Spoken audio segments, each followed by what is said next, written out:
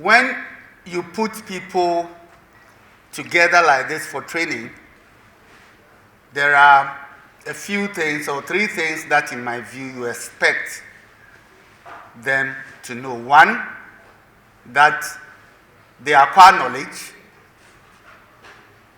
and acquiring knowledge alone is not enough. How you apply the knowledge is very, very, very important. In other words, you need to develop the requisite skills to enable you to apply the knowledge. Because it's not enough to say you must negotiate with your management. It's important to know how to go about it and to develop that skill. And once you have the skill, the most critical aspect of it is that what attitude do you show, do you take into the negotiations? So three key things: knowledge which you may have, skill which you may have, but may not have all, attitudes that you may be showing that may not be appropriate in the relationship that you have with your employer. In this relationship, which my colleague has emphasized, it is not about being right.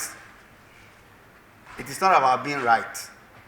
I was giving an example and I said, there are people who are married under customary law, under the ordinance, and there are people who are living together who are not under any law, but they are happy. They are very happy. Those under ordinance, they are always fighting.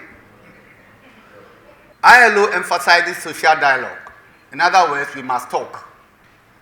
You know, Russia thought it was big, so it would just crush Ukraine in just some 1 month, 2 months. We are almost 3 years.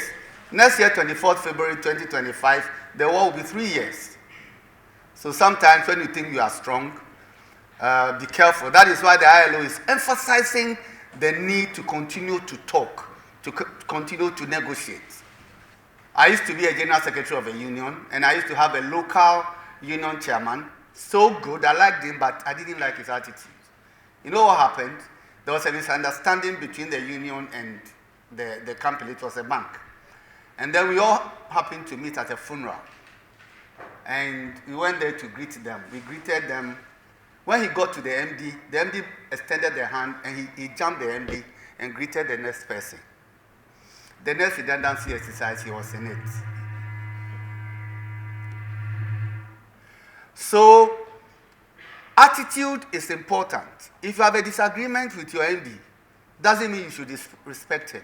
If you have a disagreement with your union chairman, doesn't mean you should hate him. If you have a disagreement with your minister, doesn't mean you should disrespect him. It's only a disagreement. Whether you are the chief executive, whether you are the union chairman, whoever you are, whether you are the general secretary, everybody brushes you aside. So these are the three key things that we need to have. That we should acquire knowledge, we should develop the skills to apply it. You know you should say no.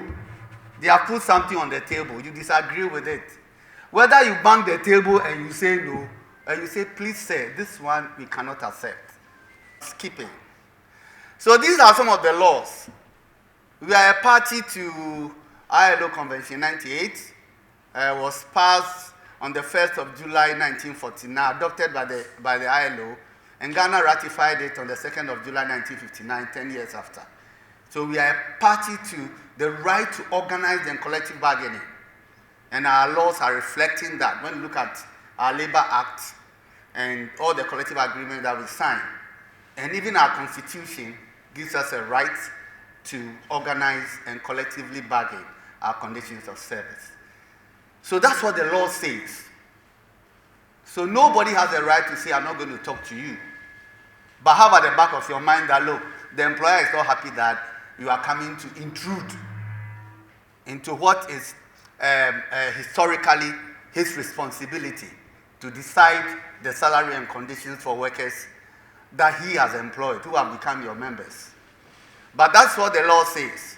And it's also important that when it comes to mediation, which my colleague will be talking about, you also avert your minds to the Alternate Dispute Resolution Act 210, Act 798, and your collective agreement and contract of employment.